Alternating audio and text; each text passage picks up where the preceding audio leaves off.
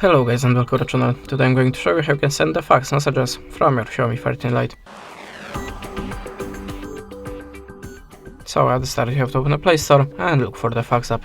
You will find a lot of them in the Play Store, of course. I'm always using the Easy Fax. So add the permissions to the camera and to the files.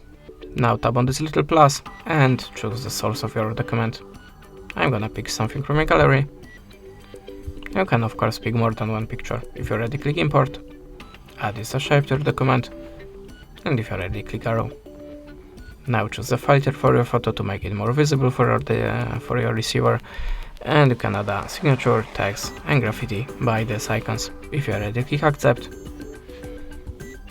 type the number here, and don't forget to choose the country from the list.